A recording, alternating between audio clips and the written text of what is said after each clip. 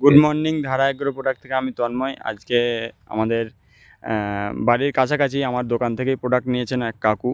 তো ওনার জমি দেখতে এসেছি। এই জমিটা আমাদের ধারা কিট দিয়ে চাষ করা আছে। তো কেমন কি এখন পর্যন্ত রেজাল্ট হয়েছে, এখন তো ধান ফলে নেই, গোলকাঠি হচ্ছে, কেমন কি রেজাল্ট হয়েছে, কি বিষয় বৃত্তান্ত ওনার কাছ থেকে শুনে নেব। প্রথমে ওনার পরিচয় নেব। কাকু, আপনার নাম? দীনবন্ধু ঘোষ। আচ্ছা, এই জায়গাটার নাম কি? সুবীর চক। সুবীর চক। আচ্ছা, আপনি কতটা জমিতে আমাদের ধারা কিট যে ব্যাগগুলো দিয়েছিলাম কতটা জমিতে ব্যবহার করেছেন? ওই 2 বিঘে 2 কাঠা। 2 বিঘে 2 কাঠা। আচ্ছা, গাছ দেখে কেমন মনে হচ্ছে? গাছ আপাতত ঠিকই আছে। ভালো লাগছে, তাই তো?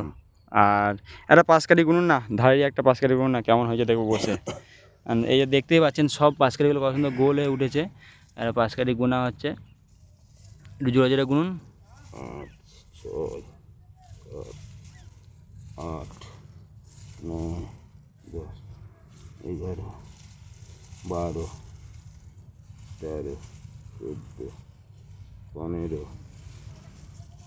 16, 17, 18, 19, 20, 21, 22, 23, 24, 25, 26, 27, 28, 29। 29টা পাঁচকাঠি হয়েছে। 29টা। এবং আমি দেখাবো এই যে ছোট পাঁচকাঠিটা যেটা উঠছে, এই ছোট পাঁচকাঠিটা, এই পাঁচকাঠিটা কিন্তু উঠে ফুলবে। তারই প্রমাণ আমি আবার যখন ধানটা ফলবে একটা ভিডিও নেব। এটাই হচ্ছে আমাদের সারের মধ্যে পার্থক্য। এই যে প্রত্যেকটা গাছে এই ছোটো পাঁচকাঠিগুলো হয়েছে, এই ভিতরে ছোটো পাঁচকাঠিগুলো, এগুলো হ্যাঁ, এগুলো কিন্তু উঠে ফলবে। ঠিক আছে, ছোটো পাঁচকাঠিগুলো বাদে কাকু নিরেট পাঁচকাঠিগুলো গুনেছেন। হ্যাঁ, মোটামুটি 30-34টা পাঁচকাঠি হয়েছে নাকি? তো আর একটা জিনিস আমি দেখাবো যেটা আমাদের সার দিয়ে হয়, যে আমি বলেছিলাম যে এই যে গলি ফাঁকটা, এই যে গলি ফাঁকটা, এই গলি ফাঁকটা কিন্তু শেষ পর্যন্ত আছে।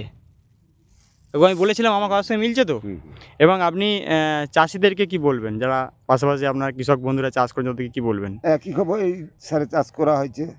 এই বিঘে ধরুন 8-9 কেজি, 9 থেকে 10 কেজি মতন ইউরিয়া দেওয়া আছে। আর কিছু দেওয়া নেই না, আর 60টি দেওয়া আছে। আপনি খুশি তো? হ্যাঁ। তো ধারা এগ্রো প্রোডাক্ট থেকে অসংখ্য ধন্যবাদ। এই জমিটার আমি আর একটা ভিডিও নেব, যখন ধানটা ফুলে মাতানোয়ানি দেবে তখন আর একটা ভিডিও নেব, তখন দেখাবো যে কেমন ধানগুলো ফলছে। তো থ্যাংক ইউ।